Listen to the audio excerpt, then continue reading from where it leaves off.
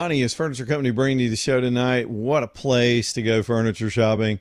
Some of y'all have heard me talk about them for years and you still haven't made that trip. If you're in any inclination to spruce up your home, maybe you just need a fresh set of lamps. They've got stuff like that all over the store.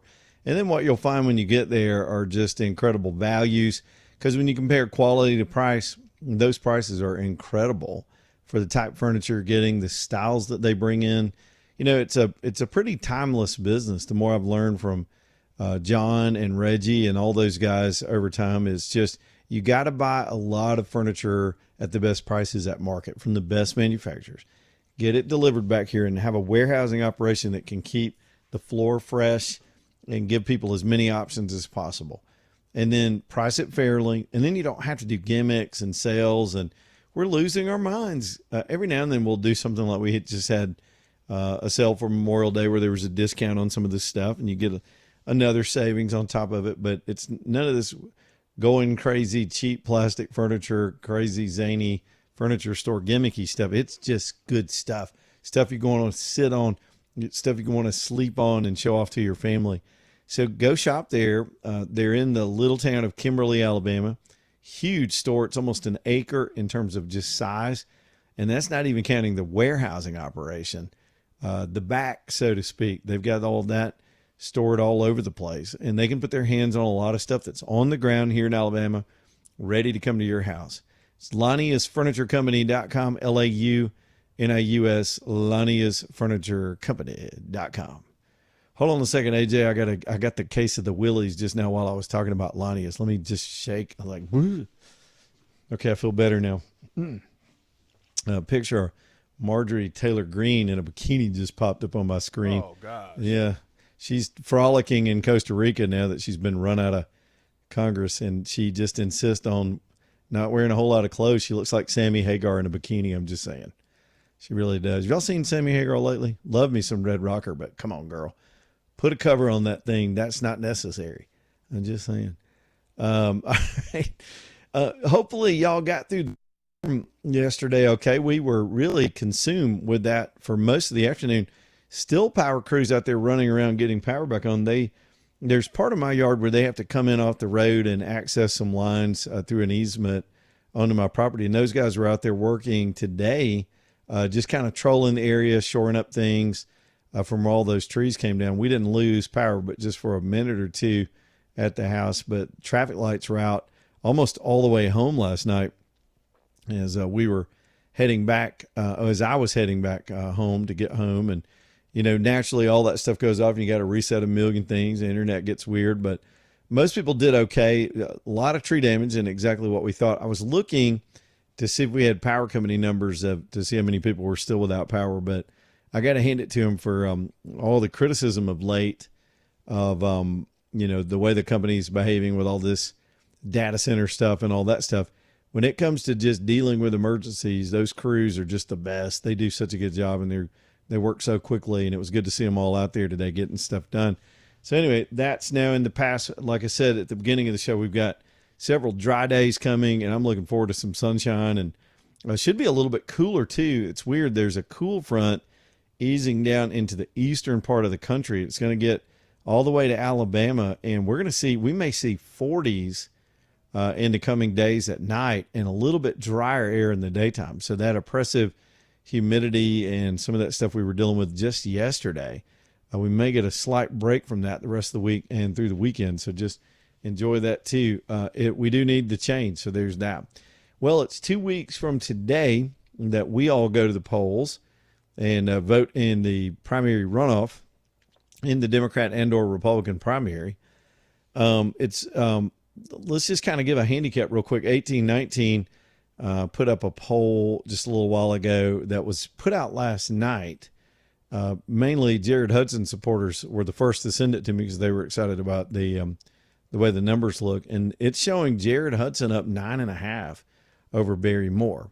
Now, that's possible. I don't think it's probable, but it's possible.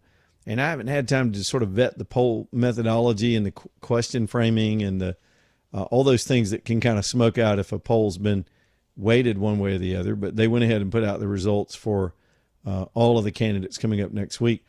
for the first time in years, I think almost 25 years or so, I'll have to go and vote absentee. We were working on those forms today to do absentee voting because we're going to hit the road right before the election, and I'll be out traveling, still doing the show, but on the road doing the show. And so I'll have to vote that way come election night. So hope y'all have gotten all that figured out. I voted in a new poll location for the first time ever in the primary, and it was just a low turnout race. And again, most people are expecting it to be pretty low turnout.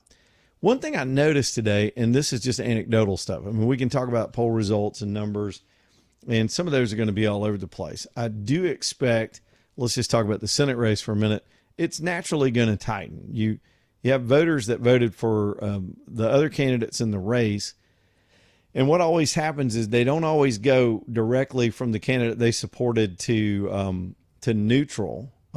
Directly to another candidate. They'll go to neutral for a while, which is kind of undecided. Some will decide not to vote at all. They get a little dejected that their person didn't win. And it's a natural thing. That happens in almost every runoff race. So there's some fall off of the original turnout model. And to be honest, some of the original voters, and I've just compared the math on this in previous runoff races in the past. I haven't done it for this race yet. But there's some fall off because it's summertime and people are traveling and out of their patterns. So there'll be some fall off for each of these candidates that are in the runoff, that it's going to be a heavy lift to get their people back out. And it was a very compressed time frame, only about 4 weeks. So I do think that creates a lot of uncertainty. Just because a candidate is the front runner in a race doesn't mean they're automatically shooed in. For example, Steve Marshall's people, what are they going to do? They're going to take a pass. Are they still kind of neutral? Have they picked a side? Did they split? It was enough of a vote that could absolutely make the difference. So we'll watch California tonight, and then immediately we'll pivot our attention. There'll be another set of primaries on Tuesday that'll be fascinating as well, particularly over in South Carolina. The races will tighten. And what about the Senate race? I've had a lot of people reach out to me after that poll came out and go, thoughts, is this legit? Could this be true?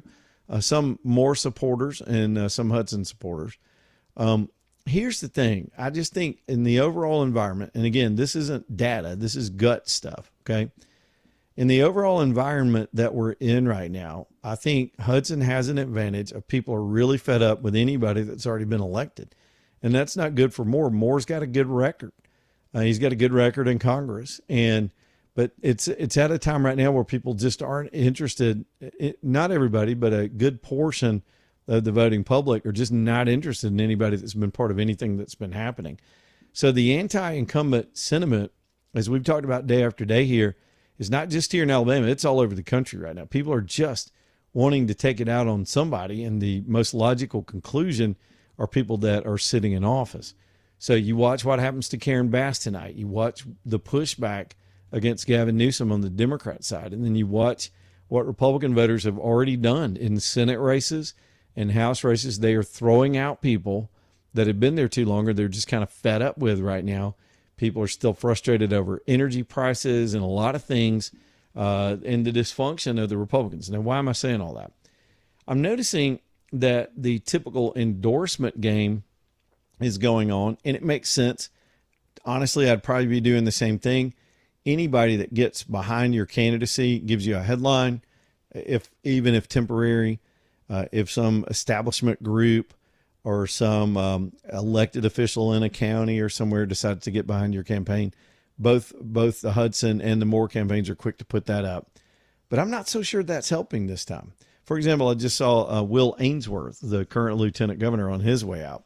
He got pretty much smoked out of the governor's race by Tuberville, and just, I guess he's done with politics for the moment, at least. And he endorsed the Barry Moore campaign. And that's good for Moore in normal times, but I saw the picture and I thought, that may not help him right now.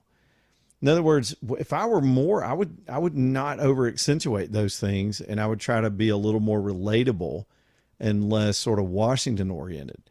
And then if you're Hudson, you've got that advantage. It's hard to overplay that hand, but the dynamic's starting to size up. Here's the thing, and I'm not just trying to be all sunshine about it. But we've got two really good candidates. Now, I've made no bones about it. I'm a guy who's loyal to friends, and Jared Hudson's been a friend of mine for a while now, and I do respect him in his life and his career and what he stands for. And I think he's a solid guy, and I'm going to vote for him. You vote for who you want to. But most of my insider buddies, and I still got a lot of buddies that work in politics, they're good friends from years ago. We've been in the trenches together, and I still respect them. They're all on Team Moore. So the dividing lines started, hitting me. Moore's been there for a while. He was in Montgomery for in the legislature, and now he's been in Congress. So he's got those networks. He's got those friends. And I don't think it has the weight that it used to, because we're in absolute different times. We're in burn the thing down times right now in the primary, where people are a little bit fed up and just need somebody to take it out on. That may change in 2 weeks. I don't know. But as far as this poll itself, it's, again, I'm going to say it this way. It's very plausible, but it could be a little bit weighted. And I would like to see a sequence of polling that kind of validate that. But if Hudson has overtaken the sort of establishment candidate more, and I don't mean that as a pejorative. I think the people I respect and trust that really do believe in Moore, they're good folks, and I think he'd be a good senator. But he is the guy with the Washington backing, with the outside money, with the Montgomery crowd. That's the guy running against a complete unknown who is offensive to those people. That'll never change. If you haven't been vetted by the system doesn't know who you are, and they can't understand where you came from. And if you don't believe that, look at the White House. There's still people that are part of what I stole this from an old friend from years ago, but they're the French Republicans, the establishment Republicans. We've had different names over the years. The country clubbers, the professionals, the people that make their living doing this. I was amongst them at one point in my career when I was involved professionally. These folks can't understand how an unvetted nobody can suddenly show up and have critical mass. They're the smart people. They're the ones that know this stuff. They're the ones that have all the experience. But I'm going to tell you, I'm to just be really open about it. I'm in that category too. I've got the political experience. I've done this stuff for a living. But you're arrogant and wrong to think that really helps you in these times. Here's what I'm saying, not to diminish my own credibility on it, but my experience can't even be applied right now because it clouds your judgment. What we think we knew of the rules is changing in front of our very eyes. And either you step back from the way the game has always been played and take a look at that and realize that plain spoken people like this guy running for mayor out in LA, like a Trump type candidate, like the upstarts that are winning all over the country right now, that are taking out establishment incumbents, beating the odds on the money fundraising differentials. We're in that zone. We're in that time where the fresher faces and the more plain spoken voices without the pedigrees and credentials are doing way better than expected. And that could very well be a factor in our Senate race coming up in 2 weeks. We'll see what y'all have to think. We might do a little bit of a focus group later. If y'all want to get in here, bring it. 545-9950. Who are you voting for in some of these races, or have you made your mind up? I particularly want to hear from undecided people and how that works. And I hope y'all will go out and participate and vote. It's easy to blow these things off, but it's good to keep a good streak going and don't miss just because it's primary runoff in the dead of summer and we're all kind of busy. Allen and Company bringing you the show tonight. That's the Thompson family. What a great bunch of people. It's good working for a family or shopping with a family business that's just been around and has the right touch. And that's a lot of our sponsors here on the show. I started counting the other day how many second and third generation long-term businesses that we have here on the show, a lot of which have been on with us for more than a decade. These are folks that really do care about their name being on a product. They're not corporate America. They don't treat you like that. They've got enough personal touch and experience to treat you with respect, give you their best price, and honor what they do for a living. And that's the Thompson family, man. You got 2 generations, some days, depending on who shows up and is in the store, you got 3 generations of family in there just doing right by you, cleaning your stuff, fixing the things. Alan's the master jeweler there, and he's the one that does the hands-on work. But man, while he's getting all that done, the ladies are good at helping you browse, helping you think, showing you ideas, and giving you prompts, and or staying out of your way and letting you just sit there and dream a little bit about the piece you want. And then they've got sort of a, I love their sort of wink and a nod wish list system. The way that works is, fellas, if you're thinking about surprising her with an engagement setting or even a ring upgrade, don't think you know what you're doing. Even if you think you know what you're doing, or maybe she told you what she wants, you need to just let her go shop. She may change her mind. Most likely she will when she's got the opportunity to do that. And then you can go back later. They'll keep a record of everything she said, and they'll help you figure it out so you make the right decision, and you can still get the element of surprise. But the Thompsons will work with you in every single way like that, and then gift wrap that thing for you so that you can give it when it's time. It's Allen and Company. They're over in Vestavia, right there on the big hill. I like to give you landmarks because they're kind of a small shop. They're very boutique sized that way. So you got to look for the car wash. They're on the same side of the road as the car wash near there, right there on Highway 31 in the middle of Vestavia. Y'all go see them, Allen and Company. Back after this.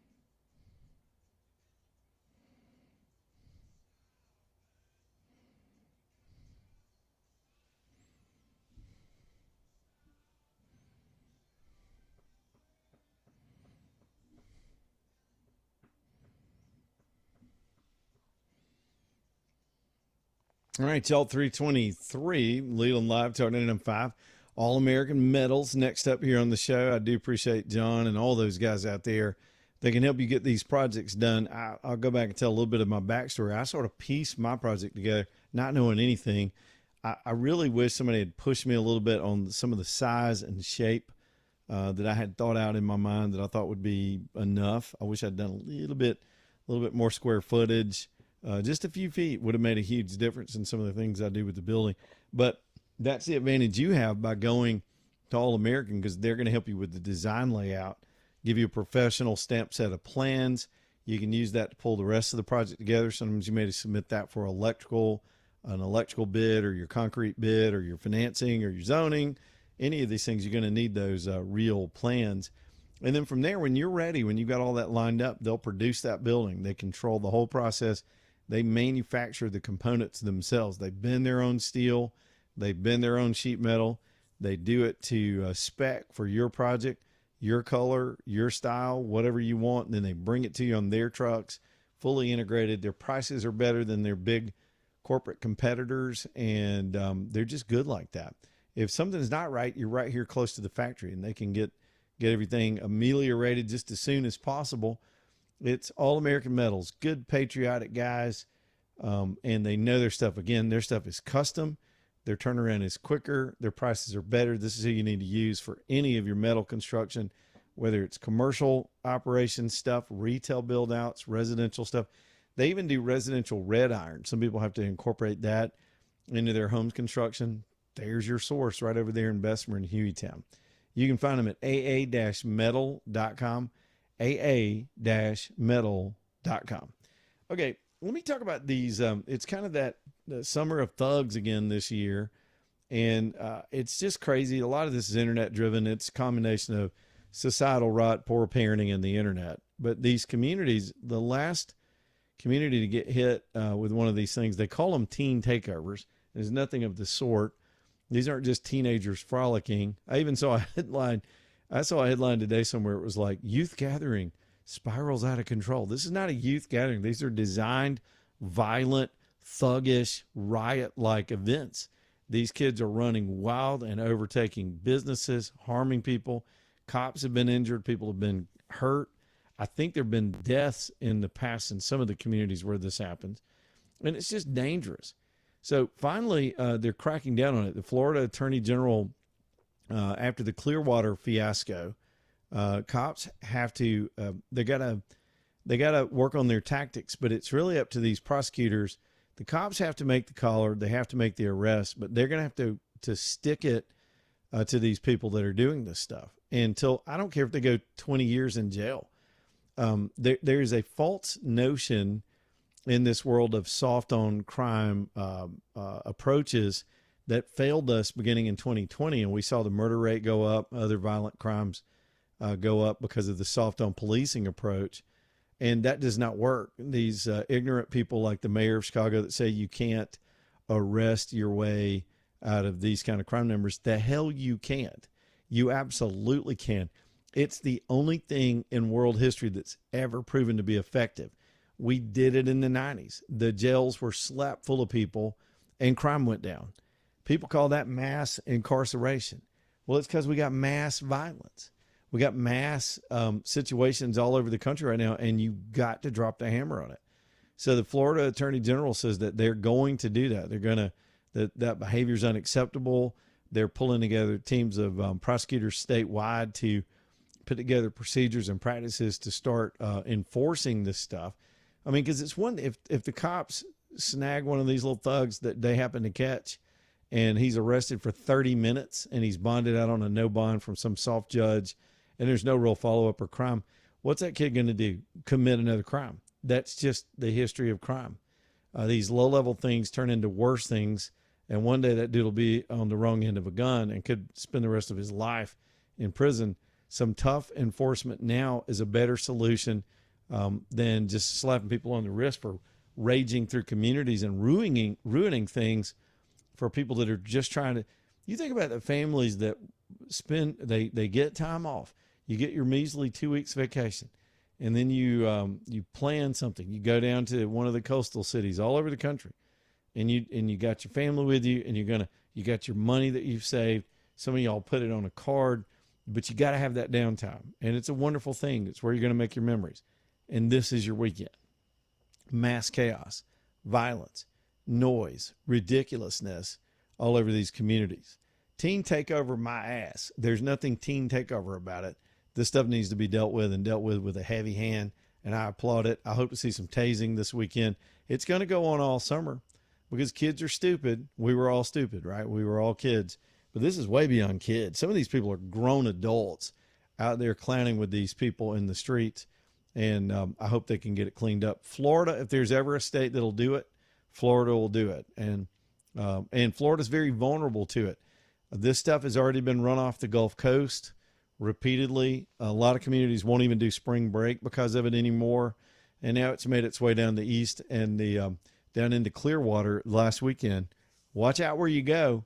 This could pop up anywhere you decide to vacation yourself, and then your trip, your family is now miserable and could be facing violence because of this stuff. Enough's enough. Back in a minute.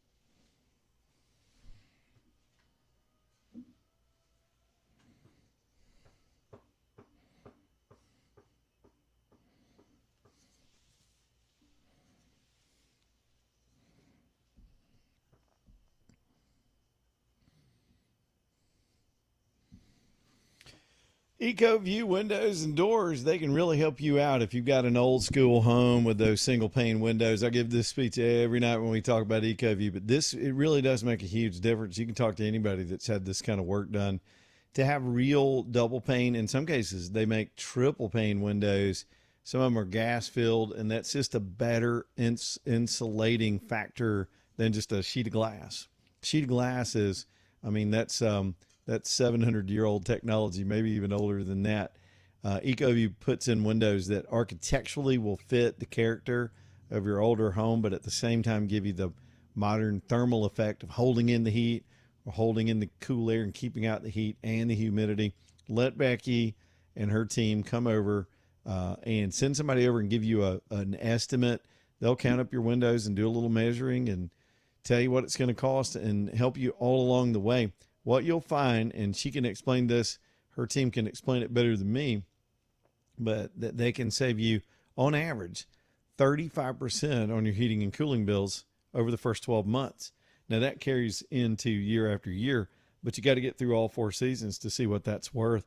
And right now, we're about to hit the thick of summer. You'll see some savings on your energy bill. Some of y'all have $300-$400 bills. That's $35. Let's do some math. That's $35 per 100. That's $140 on a $400 bill. What? You add that up over time and you start to see the payback. Plus, there could be some tax benefits to improving your home with these things, some credits or things that are built into the tax code. I don't know all that stuff. Check that out with your CPA, or they can give you some tips there at EcoView. Y'all, it's ecoviewwindows.com, ecoviewwindows.com. Well, enough about politics for the minute. I saw a video I thought was fascinating. The World Cup's about to get cranked up, and I know there'll be a lot of hype. There's a lot of controversy over the price. And I heard one of the organizers today talking about how they're trying to make it affordable and available to Americans.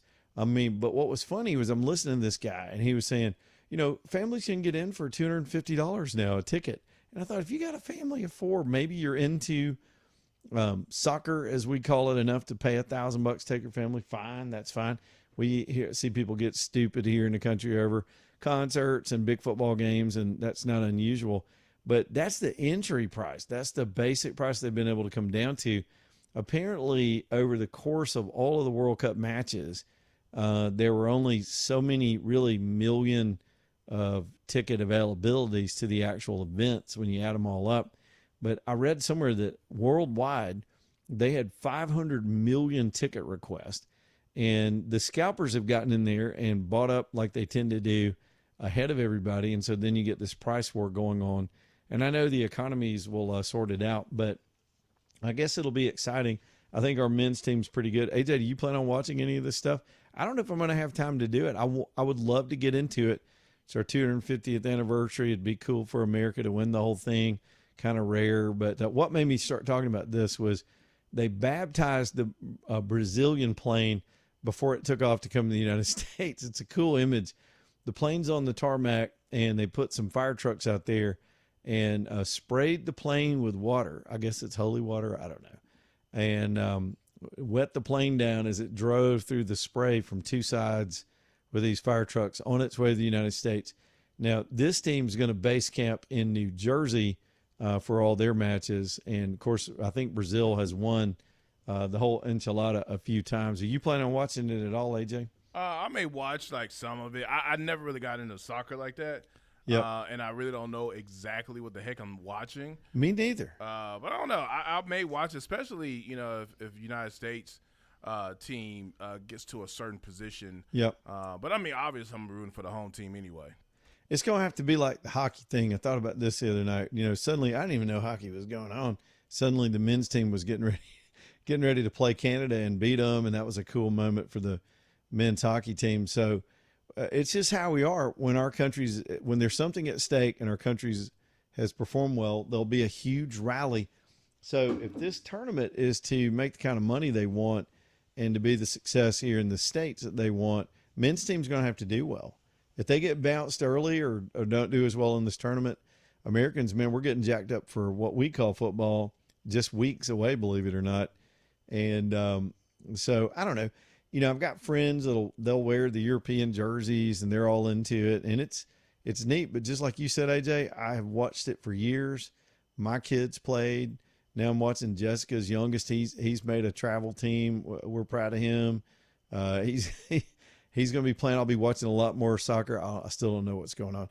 Part of the problem when you're watching youth soccer is there's really no scoreboard or clock or anything on the field. You just gotta kind of, all the parents have to kind of keep up. You have to wait till yours starts playing, AJ, when Marshall's out there kicking it around.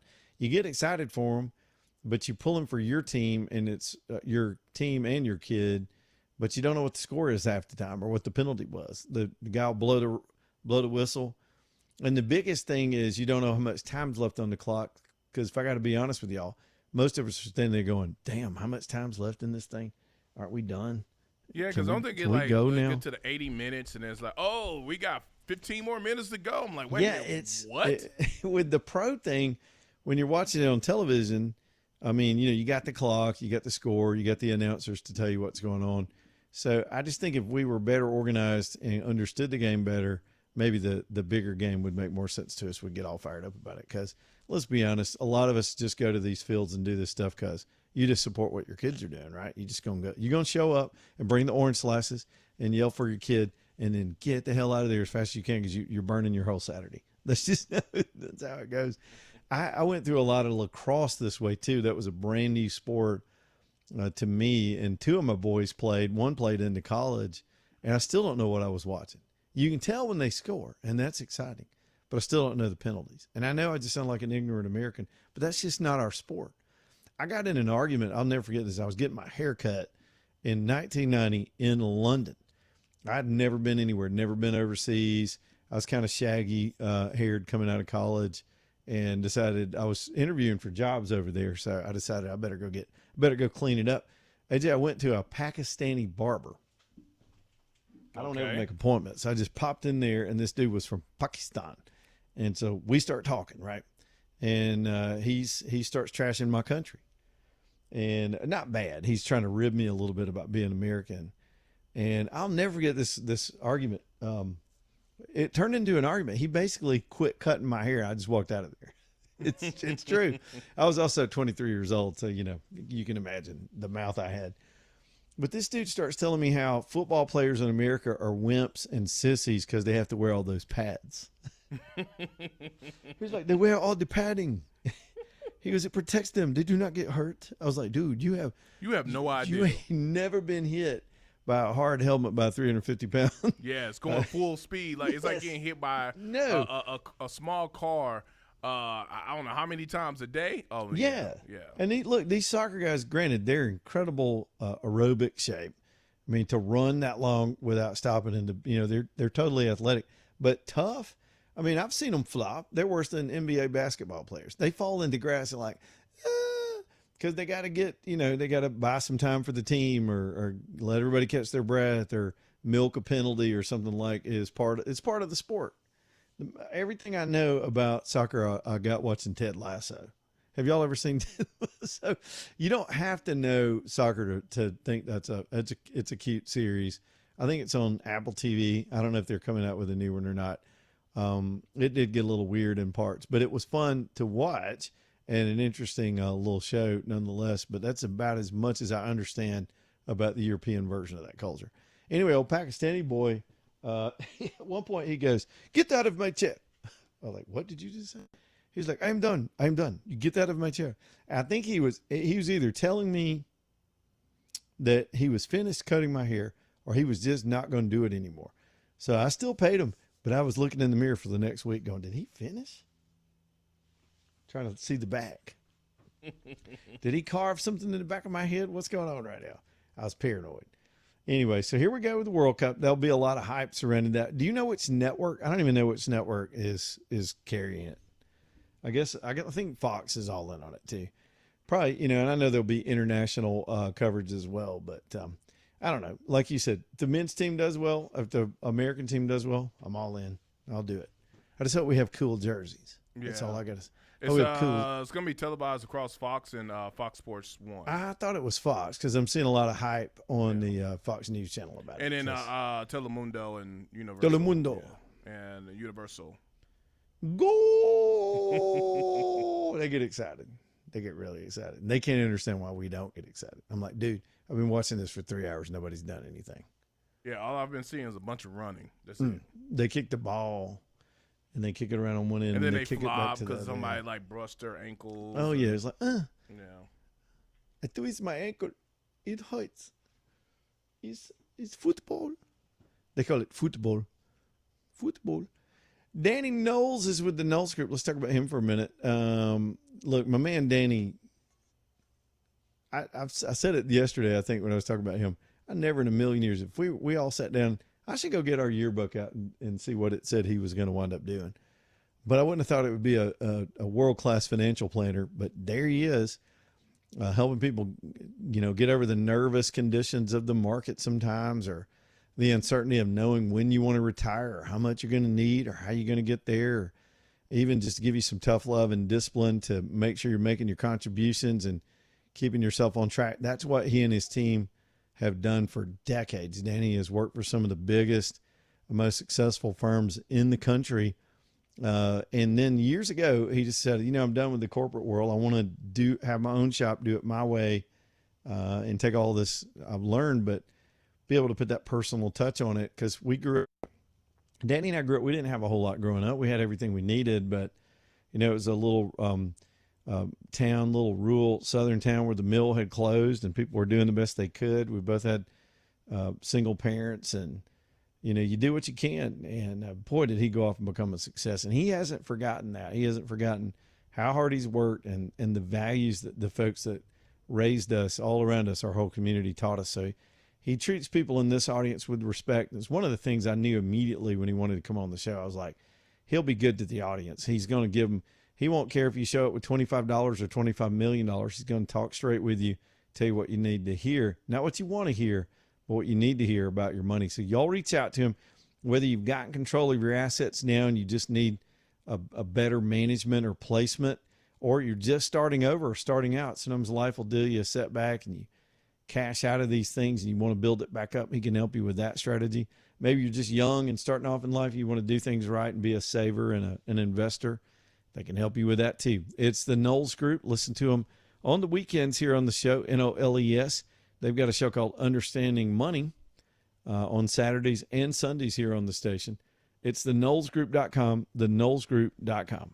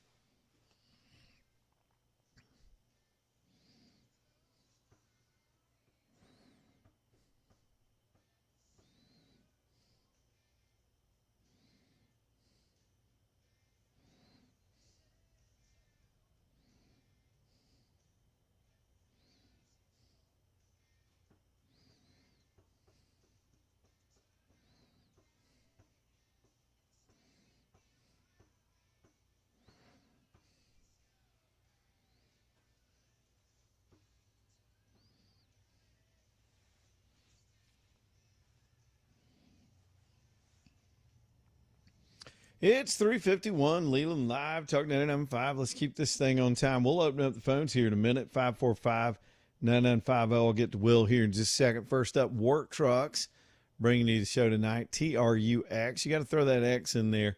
It's a creative spelling, but this is where you can get your truck. No matter what kind of business you're in, these are business trucks, commercially designed for whatever you're doing out there to bring the money in. Box trucks and vans, cargo vans, passenger vans. I love those high-top Sprinter vans. They've really filled the niche in a lot of industries where a box truck might have been a little too big. They're so fuel efficient too. Same thing with the big flatbed dually trucks, all kind of chassis and bodies, and then of course just plain old straight clean pickup trucks for your shop. They've got them all down at Work Trucks. If they don't have a configuration you want, they can track it down. These are clean, low miles, just off lease, great trucks at great prices with everything. They back them with warranties. They'll help you get financed. These are good folks. TRUX, WorkTrucksLLC.com, WorkTrucksLLC.com. Let's go to Will over here on line 4.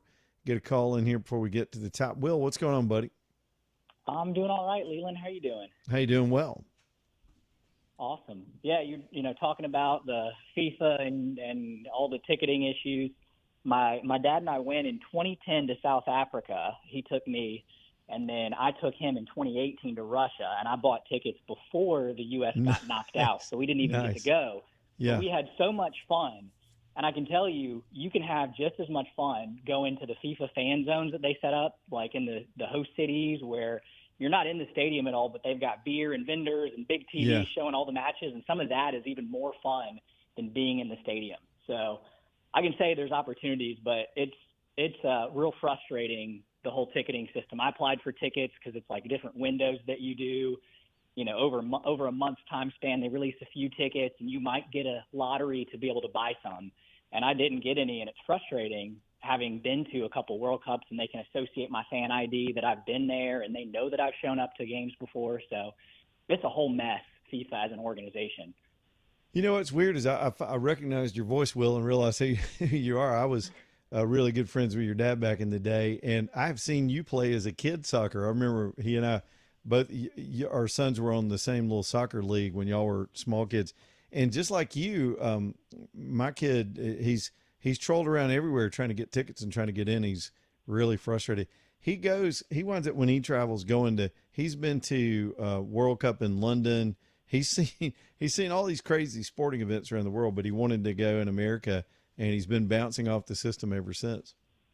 Yeah, I mean, I'm so excited because I was so excited for this World Cup. It's a home World Cup, and then FIFA has just really dropped the ball on the fan experience. But I've never been less excited. Never been less excited, actually. And I'm hoping that'll change, you know, now that the games are starting and the teams are here and they're doing their friendlies. Like, I think it'll change. But, man, I was so excited to get tickets, and I've got 0 tickets, Leland, because it's, you know, $300 to go see Uzbekistan and Cabo Verde in Atlanta. And who wants to go see, I mean, Cabo Verde is going to be there. Yeah, the Leeward Islands versus Malta. Right? Isn't Auburn's doing a friendly in the stadium down there, right? I can't remember. Argentina. Argentina. Yeah. And so you can go see Messi, and that's worth getting. I'm unfortunately going to be out of town for work, but otherwise I'd be there. But that'll be a good one because even these friendlies, you'll still get to see Messi play, and you know you'll get to see all the you know, because it's their World Cup rosters that are playing as they gear up for the tournament. So it'll be fun. You know, I want to get into it. I want to try to immerse myself. I'll be traveling this summer, not able to actually go or anything, but I'd love to get into it enough to, you know, immerse myself enough to, you know, you just got to have an emotional connection. You got to check in with a team, even if it's, you know, naturally when it's country versus country, that's easier to do. But a lot of my friends that pull for the European teams, they'll get invested in those teams and follow them like they would an American pro football team or whatever.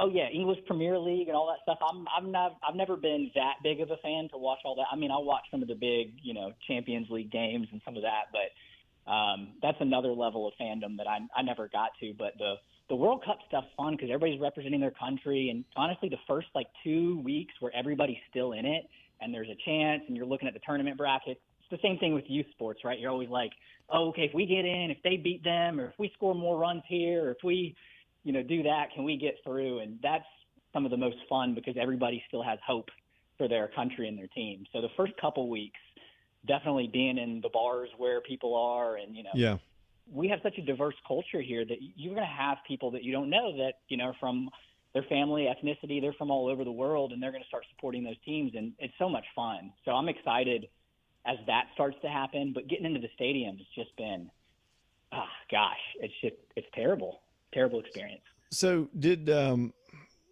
I'm trying to remember. I can't remember how the game came out, but my first experience ever, and I just referenced being over in London when I was arguing with the Pakistani barber. The whole reason the conversation came up is because the World Cup was going on in 1990, and I'll never forget.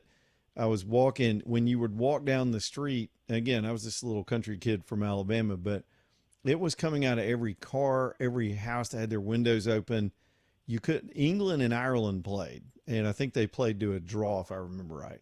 And I don't even know how anybody celebrates a draw, but and we weren't watching, so we were the only thing outside moving around. Everybody was glued to TV sets because natural rivalry. It goes back centuries. And I came past, I think it was an Irish pub, and they were in there singing. They were up on just like in a movie, they were up on the bar, up on the tables, singing their songs. And I opened the door to look in. I just wanted to see how much fun they were having. The whole place just stopped what they were doing as I stuck my head in. And some guy yelled, he goes, "Are you a limey? Or are you a kraut?" And I was like, what is he asking me? He did not want me in that bar. If I said, "I'm an American," and they were like, "Fine, come on in." They weren't going to let me in. They didn't want any, they just wanted Irish people or whoever else in there. I guess he thought I was German as well. But it was just fun to watch them have that much celebration, even though I couldn't relate to how the game turned out. Oh, yeah. I mean, so in 2006, my mom and I actually happened to be in Italy. It was the World Cup was in Germany that year, but we happened to be in there, just go there visiting, and it was the final. And Italy ended up winning in penalties. They beat France. And I've never seen a country celebrate. It was like New Year's Eve meets the 4th of July. Oh, I know it. It's everything. Just everything. Fireworks. Yep. It's insane. But hey, yeah, if you don't know Gianni, the head of FIFA, go look him up. He looks like a Bond villain. Gianni Infantino. So he screwed it up, huh? Bald head and anyway, but he looks like a Bond villain, and that fits for FIFA. So we will charge you $1 billion to come to the tournament. I can see it now. Thanks, Will. All right, top of the hour, lead on live. Here we go.